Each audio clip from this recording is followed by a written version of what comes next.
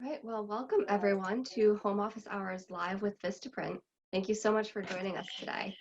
If this is your first time joining us, Home Office Hours is a series of live discussions that we've started on timely topics. We'll be featuring guest speakers and our very own Vistaprint team members.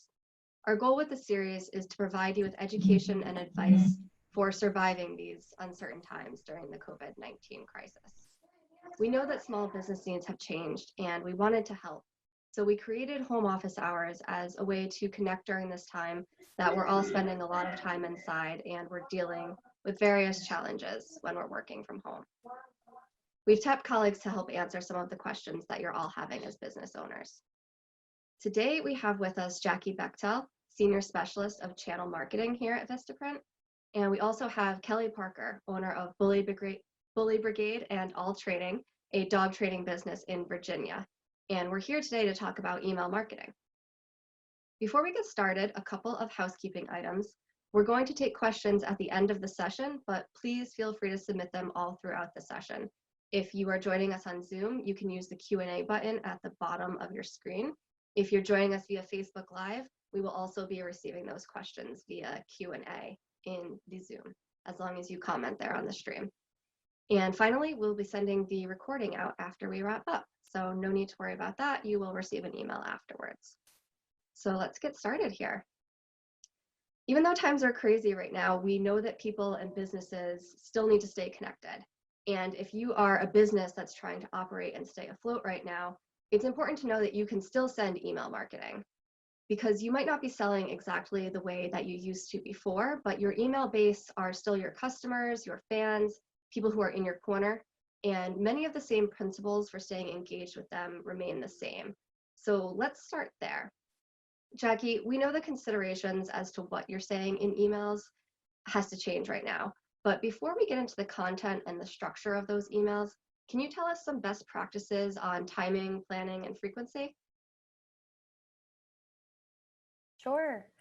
Yeah, so it's really important to make sure that when you are making a plan for your emails, you want to really think it through. So at Vistaprint, we usually schedule our emails 3 months in advance, which sounds like a huge, a big amount of time in between. And now we are actually shifting to 1.5 weeks before our drop date.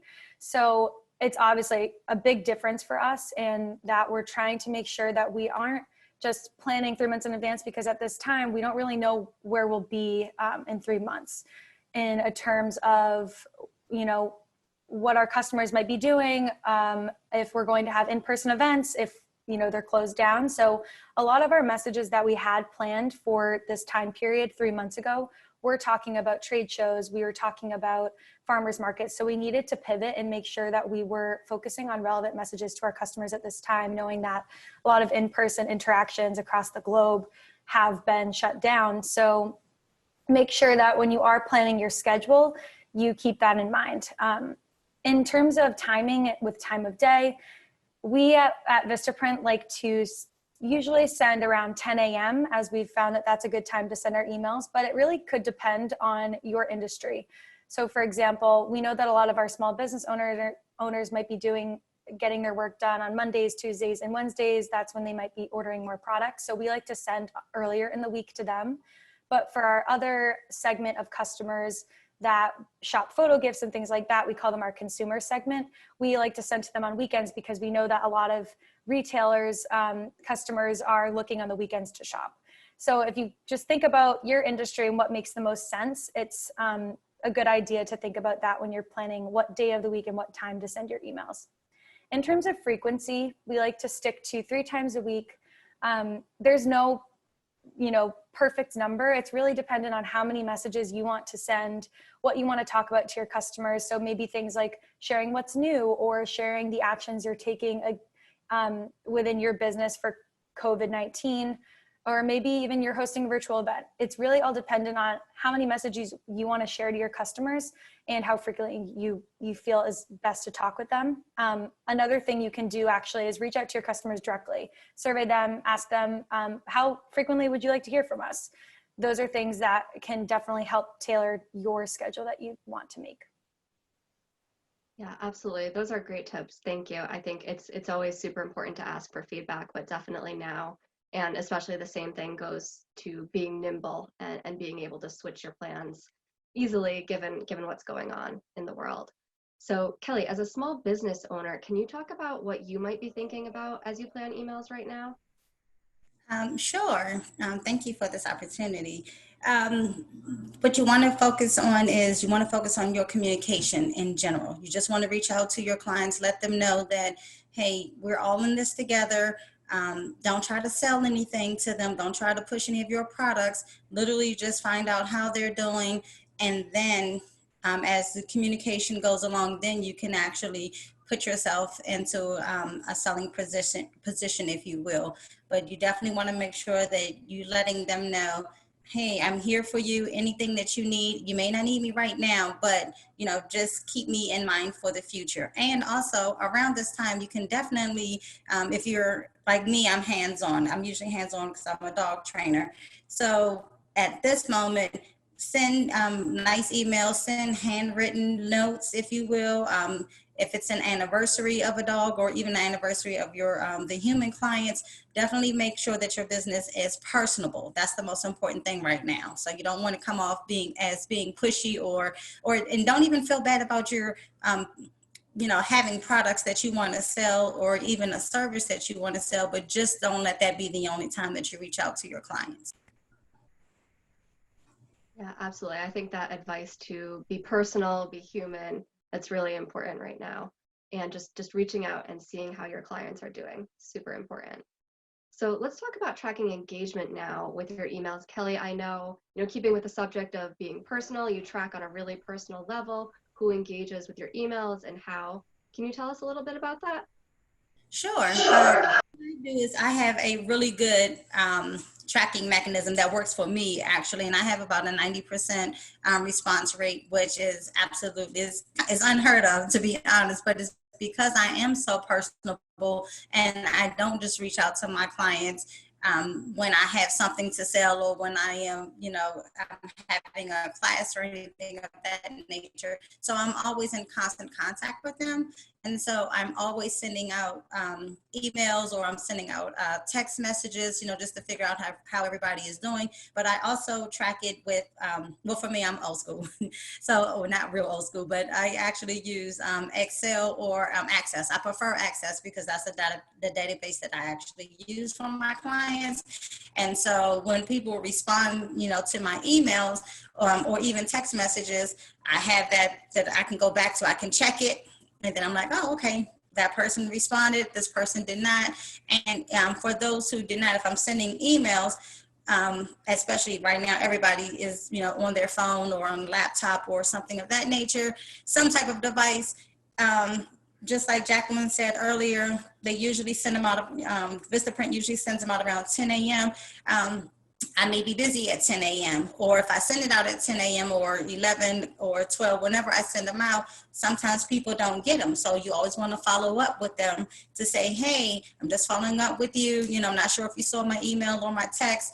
And then again, that's the way that I typically have handled it in the past. And, things are a little bit different now. There are a lot of apps out there that can help you, with your tracking mechanism.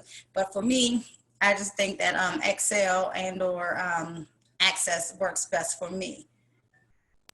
That 90% response rate is amazing. Congratulations. That's great.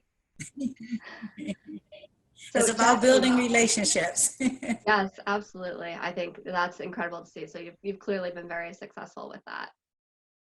So I think, Excel and Access are awesome. I'm glad that those work for you. I know, Jackie, you've got some more information on other data that you can track beyond that response rate. Can you talk about some of the data that you recommend tracking that would go beyond the response rate, especially if someone's maybe getting into product sales? Absolutely. So at Vistaprint, we like to track what we call KPIs or key performance indicators to learn how the performance of that particular email went. So you can think about it in two different ways where we have financial metrics and engagement metrics that we want to learn more about in order to track the performance of the email. So financial, you have the typical ones that you're probably familiar with: sales, revenue, average order value, gross profit, GM or gross margin.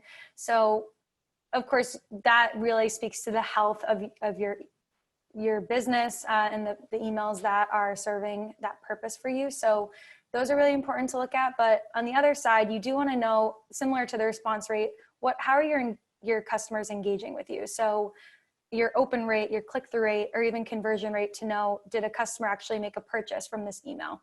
If you're thinking more on the product sales side. So it's definitely important to start looking at this information as you can, all dependent on the performance data that's available to you. But similar to what Kelly said, make sure you do track it and keep it in an Excel or in Access, depending on what works best for you. So that way you can go back and say, okay, 3 weeks ago, our open rate was 3%. Now it's 6%. We doubled. How did that happen? Did I change a subject line? Did I make any adjustments, or was the email a little more relevant to our customers? That will really help you try to understand the actions you're taking and how to improve over time. Another thing you want to do, and I think what might make it a bit easier too, because I know a lot of these metrics, maybe you're not looking at them now, maybe you are, great, but it might be a little overwhelming. So what you could do is just start and say, okay, this is the first email I'm going to send. What metric do I think is most important to look at here? If it's a product sale, or you're having a site-wide or flash sale, you might want to look into sales and revenue as your driver. But maybe if you're sending an email, like a newsletter on the different events that you're hosting over Zoom now, things like that, it could be open rate, because you want to learn, okay, is a customer actually interested in this? So try to pick one and then focus on that and be able to track it over time to measure your own success.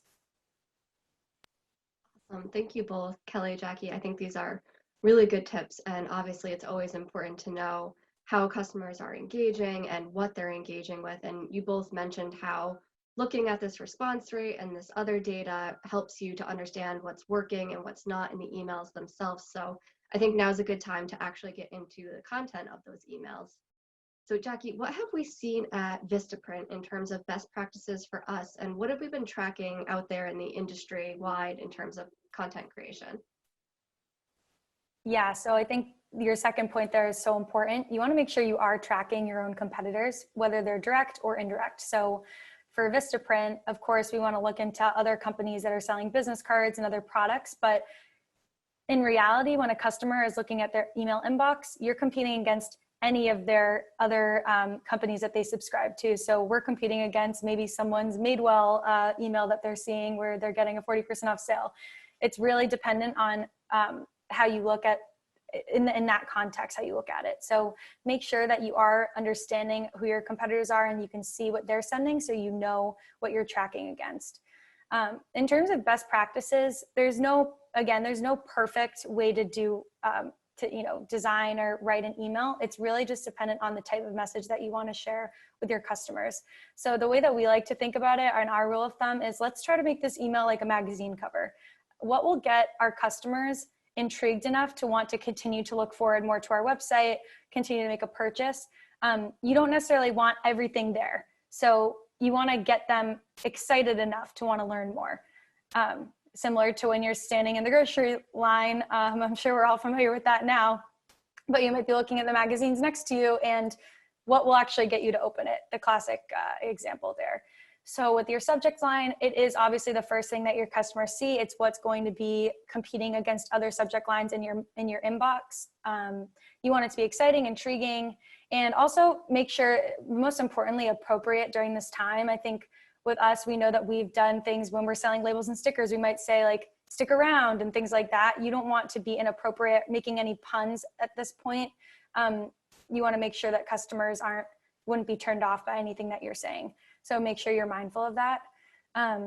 Also, in terms of design, we know there's obviously a lot of research that customers and everyone, they're looking at their phones and they're spending a lot less time reading longer articles. It's kind of, the attention span has really gone down over time. So make sure you're mindful of that as well. You want to pick your messages that you want to talk about. So maybe there's 7 things you want to say. It doesn't necessarily have to be all in the same email. you can break that up and make it 3 emails instead and have a few messages in each. I would say try to only share 3 points of information you'd want to communicate to your customers in one email. So that way they're not overwhelmed or even bored at one point. Absolutely. Actually, I think we have a couple of examples on the next slide, if we can move forward. That's awesome. Thank you. Is there anything that you wanted to point out here specifically, Jackie? Yeah, so you can see the image on the right. This was an email actually, the one on the left is what we ended up sending, which maybe someone's familiar with, which would be cool. But on the right was the original version. You can see that there's just a ton of information here. If you look towards the bottom, you see email marketing, search engine listings, domain name, all these different offerings that this 50% off package comes with. So that the email that we sent on the left, we felt with the icons that helped break it up a bit more.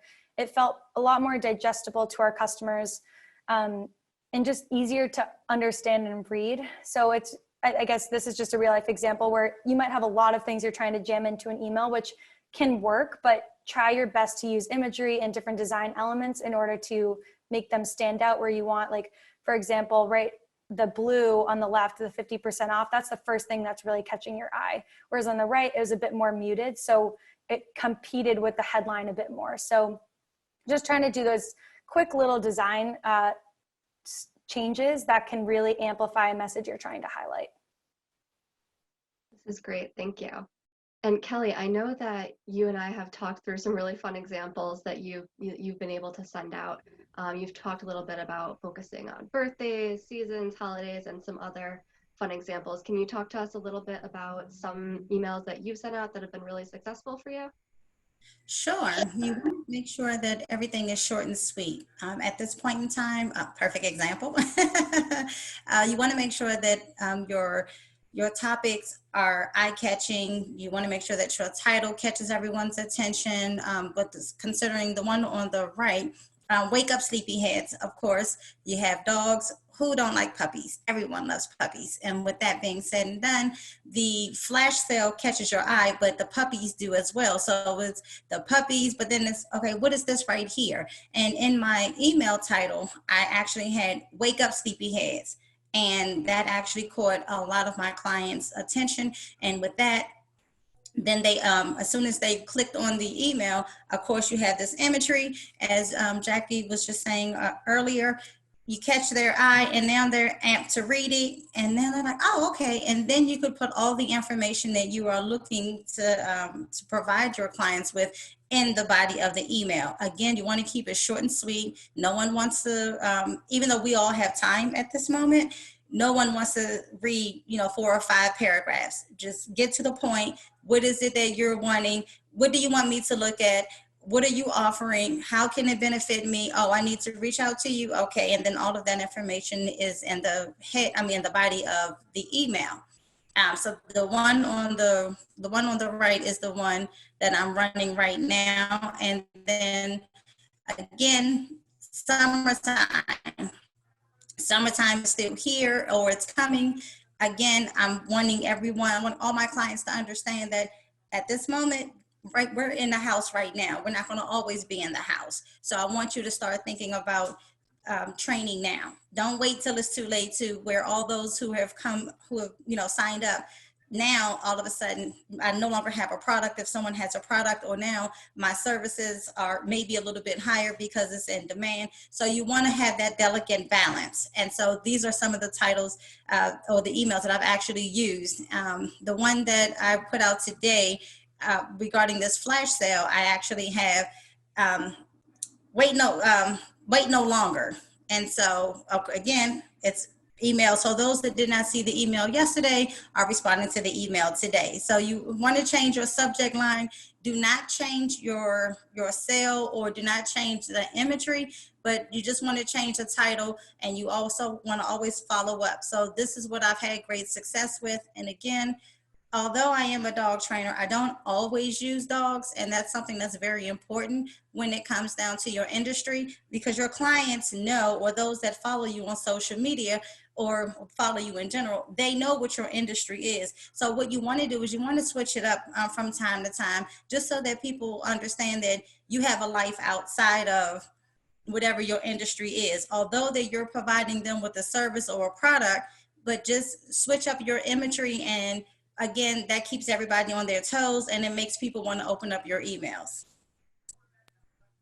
Yeah, I think that's a good point. Changing the imagery and just changing the subject line are two pretty easy ways to keep it fresh, even if your message is generally about the same. Changing those two elements can definitely make a big difference. And I definitely agree with your point. Keep it short, keep it sweet and simple. We are all spending a lot of additional time on our devices right now because we're stuck inside, but there's also a lot more competition. As both of you had said, there are a lot of other businesses that are still sending emails. So while there might be more time being spent on devices, we don't necessarily have any more time individually with each of our customers. So we do still need to get to the point. So I would like to take it over here now to Q&A. So again, you can submit your questions via the Q&A button here in Zoom. I see that we have a few already. And if you are joining us on Facebook Live, you can just put your questions in the comments there and they will come through to us in the Zoom Q&A as well.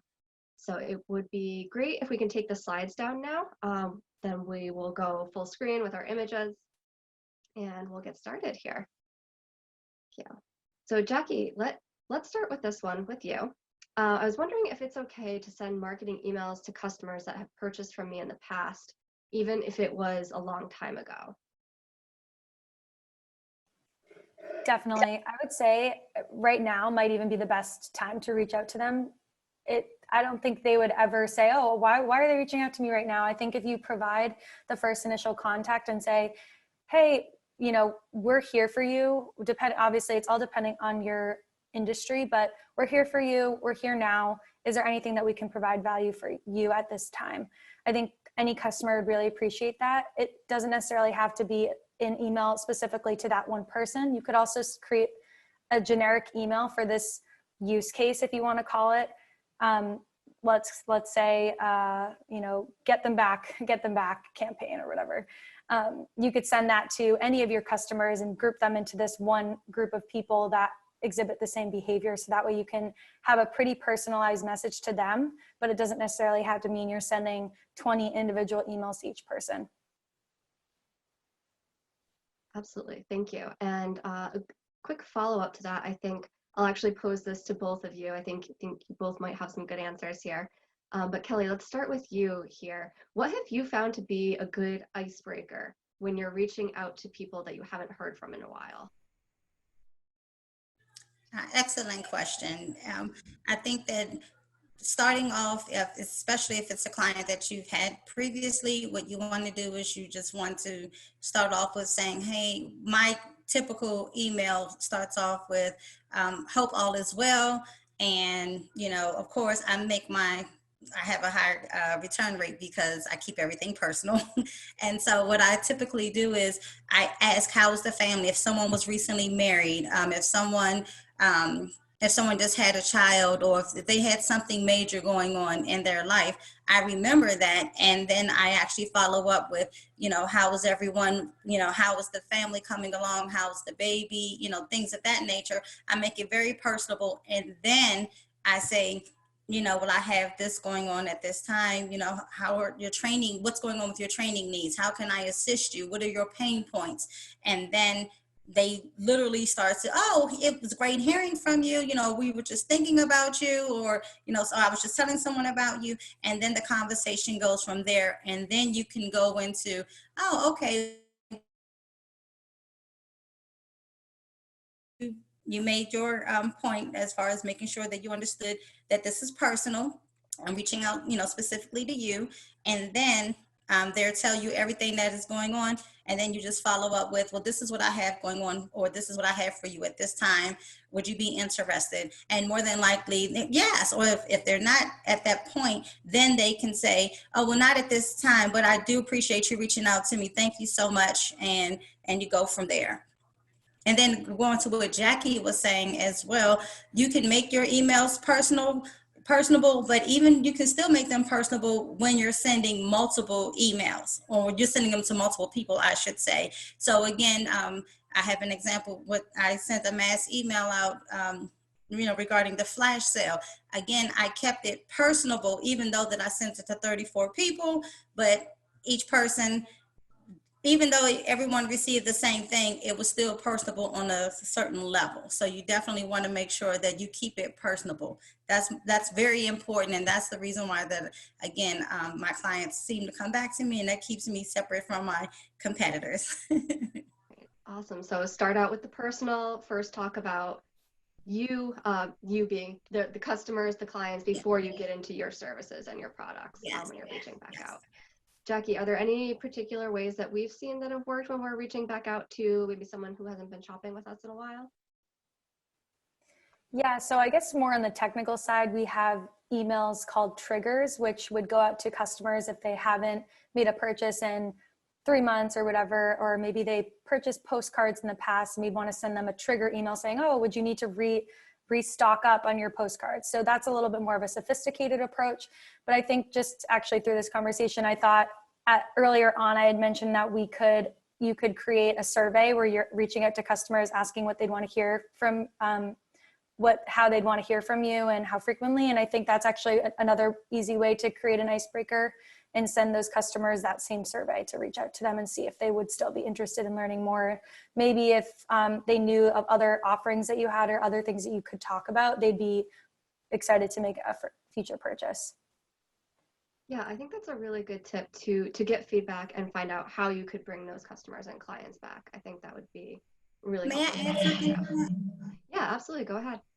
So to piggyback off of what Jackie said, again, especially around this time, a lot of us have gotten so busy in life in general, and we've gotten away from being personable. But one of the things that you can definitely do, especially if you haven't spoken to someone in a while, as opposed to just doing a survey, you can do a survey, whichever one works best for you, but just send something nice and light out.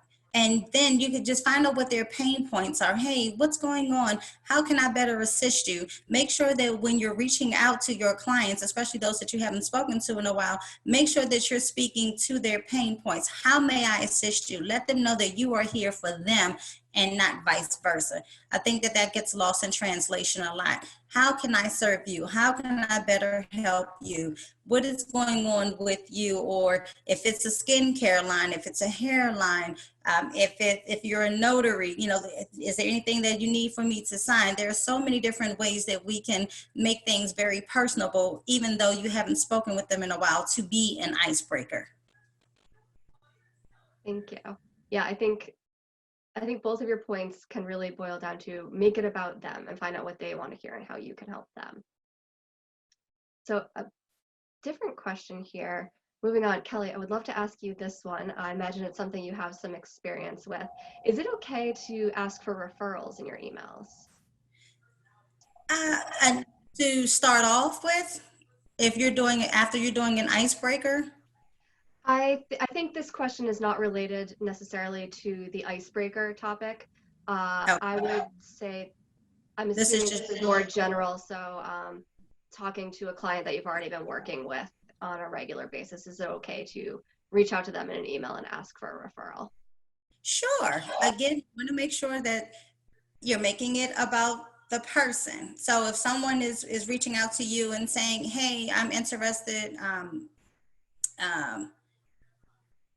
let me see, what's the best way to do that, in all honesty, is to, again, make it about the client. Okay. And then after, hey, how was my service? Like, you could do a survey, as Jacqueline said, at the end of the service. Hey, how was my service? How was my product? Would you recommend me to your family and your friends? Oh, you would? Well, would you mind providing their information? Or you can actually make it to where, you know what, if you really enjoyed this, or if you enjoyed my service or my product, please pass this information on to to your clients or to your family, your friends, or whomever, your coworkers. And then, yeah, so you can definitely do that, but make sure that you're tactful about it. That's the most important thing. And again, you want to make sure that you get a strong commitment from the client that they enjoyed your service and your product, and not only just the service and the product, but they enjoyed you, because they can enjoy your service or product but didn't necessarily enjoy you. So they may say, oh, okay, sure, okay, yeah, and they may tell 50,000 people about the product or the service, and you're like, okay, well, I thought you were going to send me a referral. Okay, well, the sales increase or the service, is being rendered, but just not by you. So you want to make sure that they're not only satisfied with everything that comes along with you, but most importantly, you, because you are the reason why this product or service is selling. So yes, you can definitely do that, but be tactful.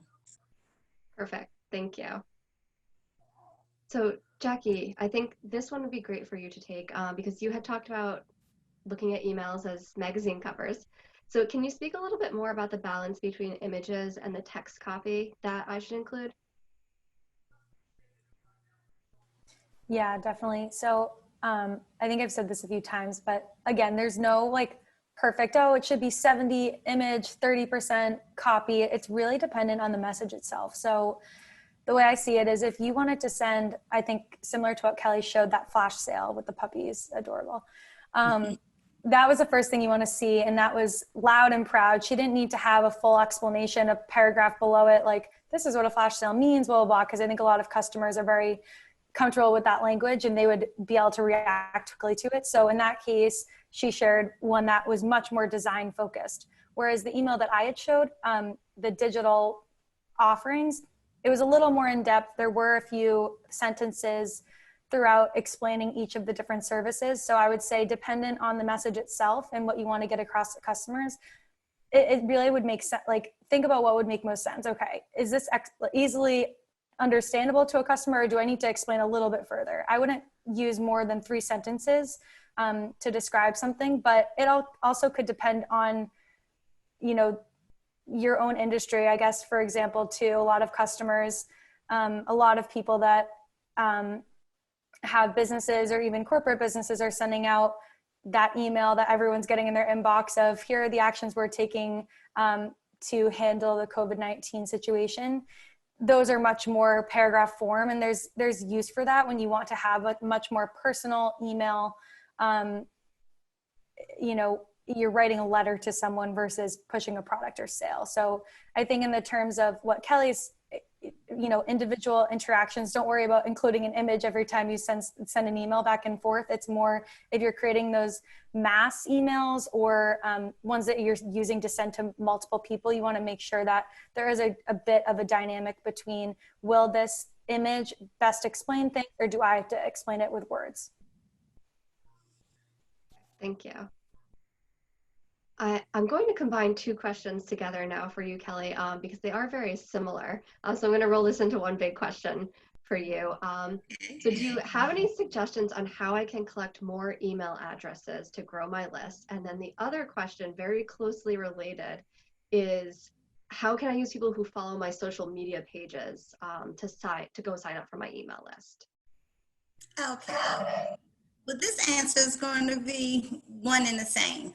You can definitely pay for ads. That is one way that you can get more people to sign up. You can do an ebook. You can actually put this information out on social media. So it's going to be, my answer is going to be interchangeable. But what you want to do is that there are some who are more focused on social media as opposed to just having an email list. So what you want to do is if you want to have an email list, you want to use social media, use all the resources that you have available to you to help you get to your ultimate goal. So unfortunately, sometimes you have to pay for it, and you don't have to spend Uber's amounts of money in order to get the emails. Another way that you can do it is via social media if you want to do it organically. Of course, we all know that organically, it may take you some time to be able to build the trust of those on social media.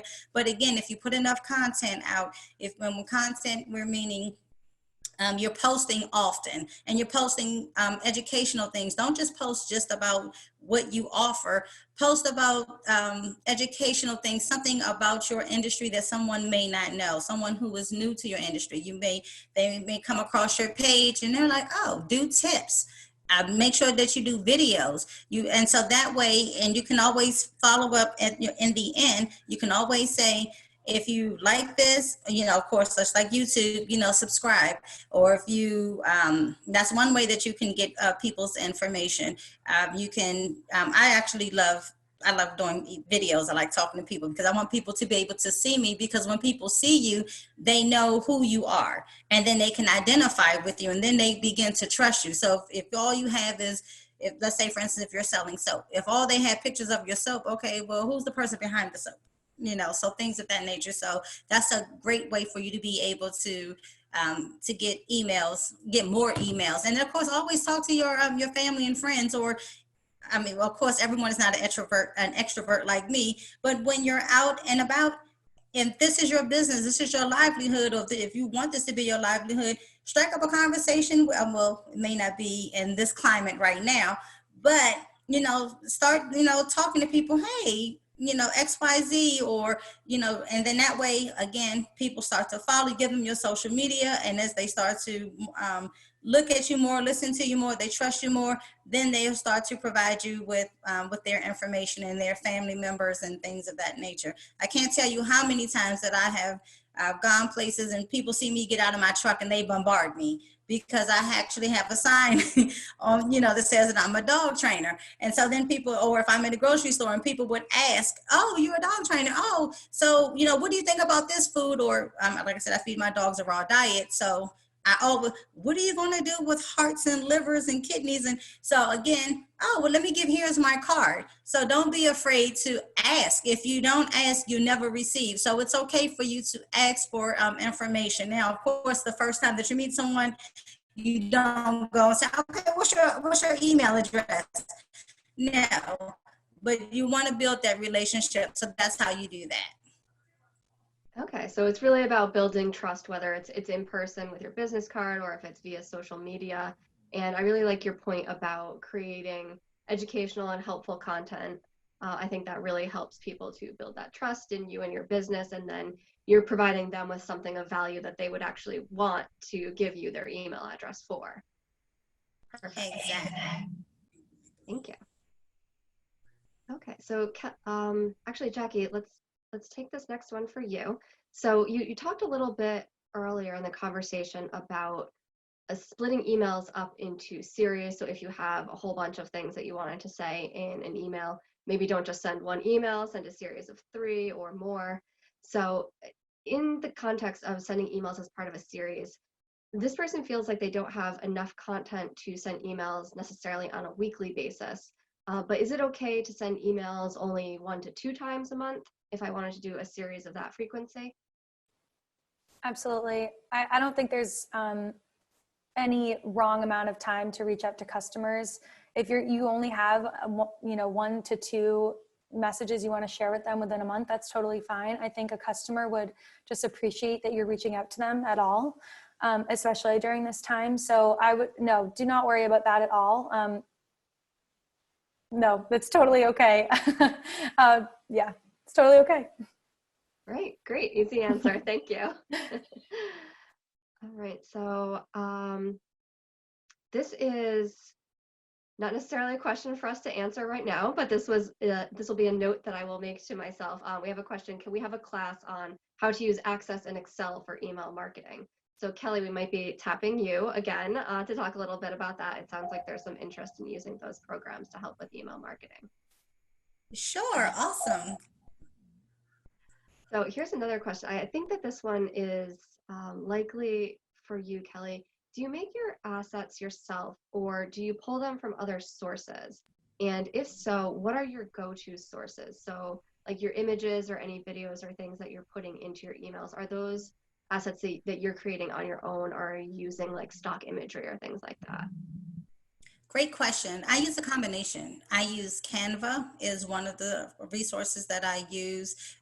You can actually I use some of my dogs or my clients and some of my imagery, but for the most part, Canva is my go-to one right now. I absolutely love, love, love them. You can always Google pictures. You can go to Pinterest as long as it's free. I mean, if you have to pay for something, make sure that you pay.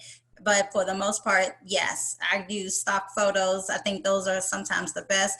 Depending on what I'm going for at that moment, I will use my dogs because, again, it makes it more personable when people realize that this is a real person. This is a real person behind this product.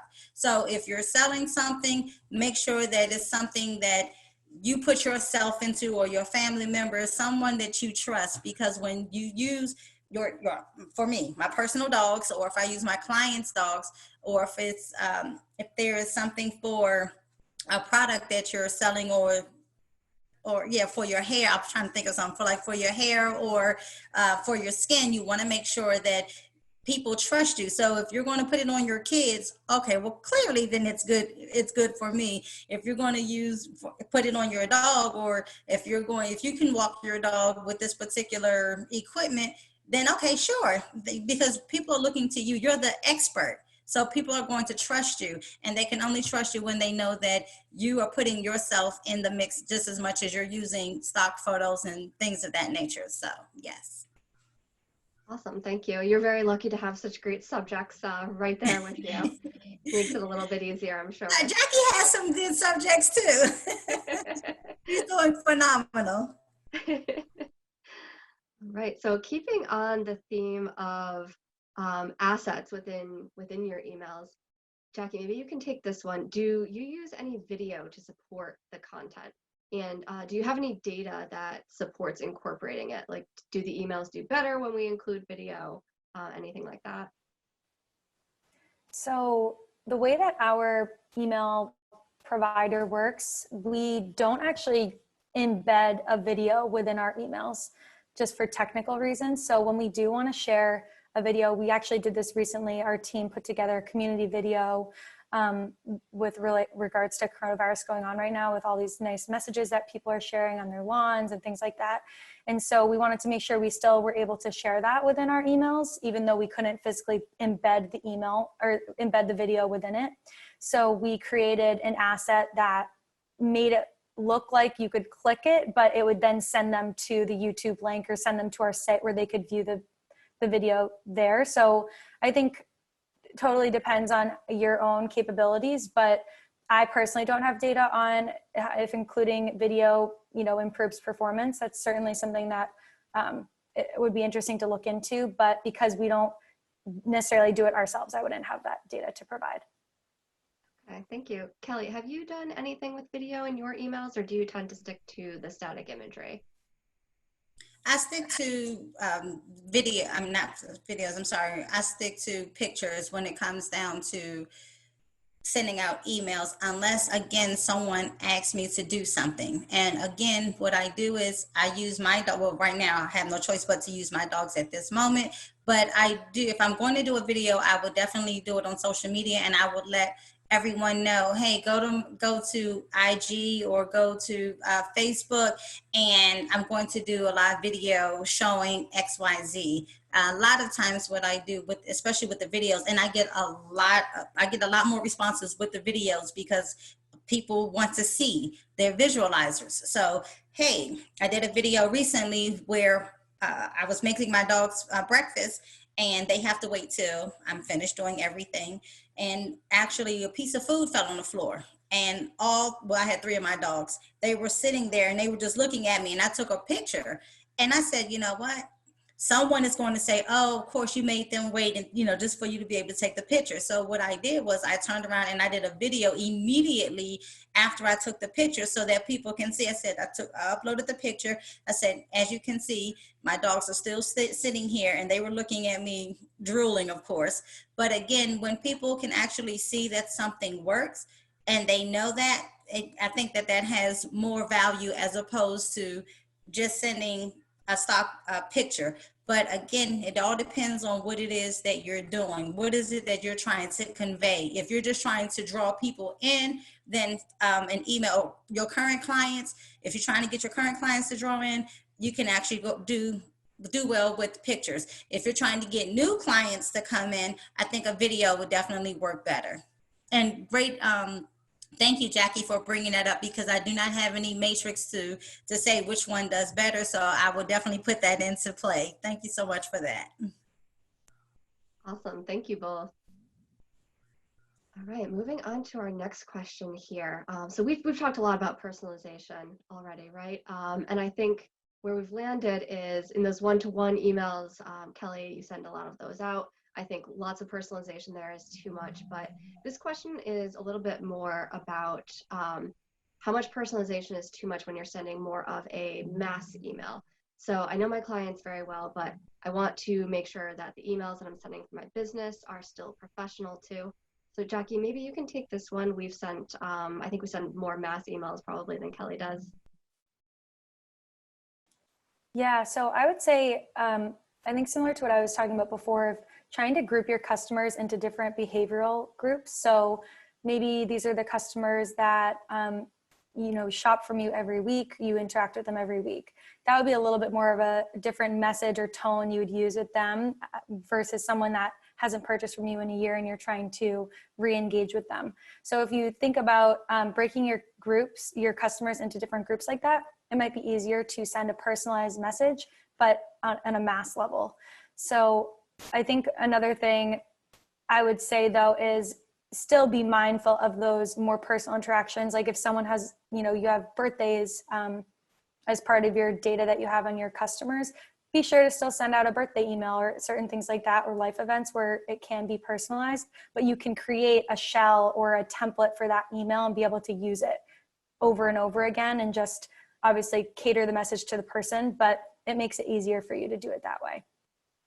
Yeah, absolutely. And Kelly, I know that you've sent those birthday emails out as well, and those have done pretty well for you. Right, so next question here. Let's see, Jackie, maybe you can start us out here, and Kelly, if you can add on with anything that you might be using. So which would be for you the best platform to understand email analytics? So I think we're going to have two very different answers here because we're dealing with obviously a lot higher volume of emails here at Vistaprint. So Jackie, if you can start us off, and then Kelly, maybe you can talk a little bit about how you work with that. Yeah, so we're actually in between working with two different providers right now. We're working with Adobe Analytics and Adobe Campaigns, as well as Iterable, which is one of our new clients that we're using. So these are not sponsored ads, but I would say on a more micro level, the ones that I've used personally have been Constant Contact. That's the only one that I'm more familiar with on the smaller scale. And that's in Waltham, so perfect. Helping each other out. Right, Kelly, how about you? I know you've mentioned Access and Excel before, but anything additional to add there? You can actually use MailChimp. Constant Contact is the number one main one that most people typically use. Sendinblue is a new one that is actually rising. You can actually use them. They can actually help you out. A lot of them have free trials, usually 30-day trials. And then, of course, depending on how well things are going, you can have different packages. They have different packages that you can choose from. You can still go with free, but then it's limited to a certain amount of information that you can either send or put into your emails and things. And of course, the higher or the more money that you pay, the more you have access to, and it may have more success. I know for me, I like to do trials first just to see if it's something that I like and go from there. But for me, I'm kind of witty and I like to have my own content, which is the reason why that I like using Canva, or I will see something on Pinterest, and then I could come up with ideas that way. So I think that although that it's fine to have those constant contacts and Sendinblue and all the MailChimp, it's great to have them, do it for you. But I think when you add that personal spin on it, because it's you, it's yours, I think that you'll have more success with that. And that's what I have found. But definitely try them out so that you can see what works for you. Perfect. Thank you. That actually answered a couple of other questions that had come in about different email platforms. So I think we actually covered a few of those. So thank you both. I just want to do a time check. We are coming up pretty close on the hour, so we'll take one or two more questions here. There is one more right now. I'll start us off with. So Kelly, this one would be awesome for you to take. I'm a small business owner. Is it a requirement to include a link to unsubscribe if the emails are coming from me? Are there other requirements like that that I should be aware of? Yes. Yes, yes, yes, yes. It is the law, actually. It is the law that you have to have, especially if you are using any of like the ones that we mentioned earlier, Constant Contact, MailChimp. If you have any emails of that nature, you definitely want to have unsubscribe in there. It is the law because you cannot hold anyone hostage. If someone decides that they no longer want to hear from you again for whatever reason, you cannot hold them there. And so, yes, you do have to, you can look into your local laws for that. I don't have the specifics, but yes, you do have to have that, have the ability for them to unsubscribe to you. Yes. And don't take it personal. Can I really say that? Please don't take it personal. I know that I'm a small business owner myself, and it does hurt your feelings when someone doesn't want to hear from you again, but at the end of the day, everyone is not going to be your client, and you just have to understand who's going to be there for you as your client. And so once you understand that, you won't take it personal. You'll just say, okay, that person was here for that time being. You can still keep their information, and you just never know, maybe one day that they'll find you, and then they can opt back in, and then you can communicate with them again. But don't take it personal. That's great advice. Thank you. So we have one more question here before we wrap up. And this one's tough, to be honest. This person is in the travel industry. What can we send when no one is thinking about travel? Any ideas on that? You can do a lot with that because you have to think about it right now. Although no one is traveling right now, everyone is thinking about traveling. Look through your social media. Find out what your friends are saying. Find out what your associates are saying. Your competitors, what are they doing? And then you can say, hey, you may not, although let me see. Although we're stuck now, we're not going to be, stuck forever. Or travel may be canceled now, but it's not going to be, canceled forever. So you start putting those emails out there now. Literally start putting those fillers out there because you want to be relevant now. You don't want to become relevant when everyone else is relevant. So again, go back to those being personable. Hey, how are you doing? How can I, assist you later on? I know that at one point in time you discussed going here. Is that still something that is on your radar? It doesn't necessarily have to be for right now. Look to the future. Okay, so definitely don't give up. Reach out to everybody right now, because once everybody becomes relevant, then you're just going to be lost in the sauce, because the only ones that people are going to remember are the ones that are reaching out to everyone now. I think that's great advice. Definitely don't wait until everything is back because your business could just be lost in all the emails from other businesses that have been keeping in touch during that time. And I like the tip about kind of inspirational content. Send them something to keep them dreaming about when they can travel again. I know I absolutely am too, and I'm checking out emails like that.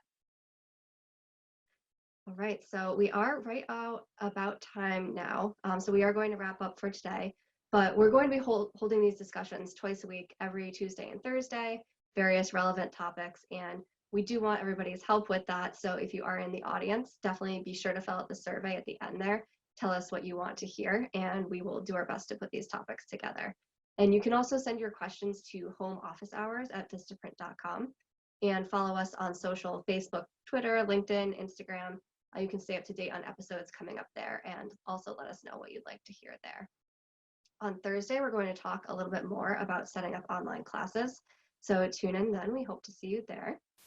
And before we go, I would like to ask our panelists for what their final thought is today from today's conversation. Jackie, can you start us off with yours? Sure.